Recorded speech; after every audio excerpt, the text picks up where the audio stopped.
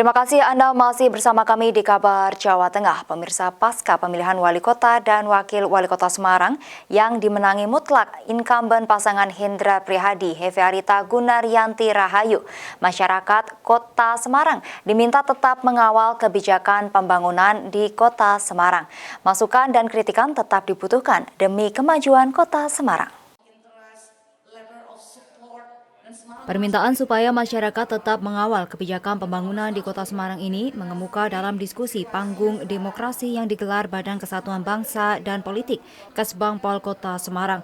Pada diskusi yang mengambil tema partisipasi politik pasca pilkada ini, sejumlah narasumber yang diantaranya Kepala Kesbangpol Kota Semarang Abdul Haris, pengamat politik dan kebijakan publik Teguh Yuwono, dan Imam Prasojo serta Profesor Imam Nur menilai masyarakat harus berperan aktif dalam mengawal berbagai kebijakan wali kota dan wakil wali kota Semarang, terutama yang berkaitan dengan kebijakan-kebijakan pembangunan dan kesejahteraan masyarakat, terlebih dalam upaya pemulihan ekonomi pasca pandemi COVID-19. Sebab sejak diterapkannya berbagai kebijakan dalam penanganan pandemi COVID-19 berdampak banyak pada sektor ekonomi masyarakat yang mengalami penurunan. Untuk itulah diperlukan upaya keras dalam pemulihan perekonomian masyarakat.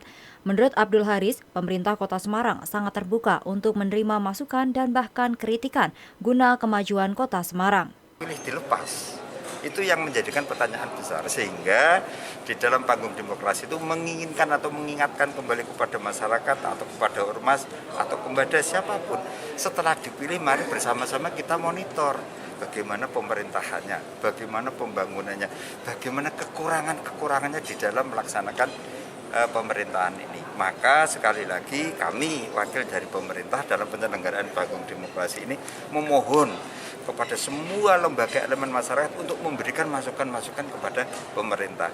Bahkan tadi kalau saya menyebut boleh memberikan kritikan, boleh mencubit sedikit.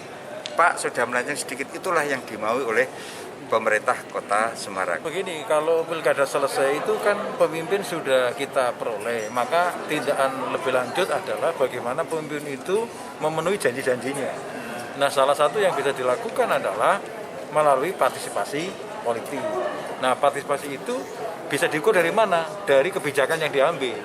Nah, oleh karena itu, setelah pilkada selesai ini, maka proses kebijakan publik itu harus kita ikuti terus, dari proses pembuatannya, kemudian perancangannya menjadi perda, kemudian diimplementasikan.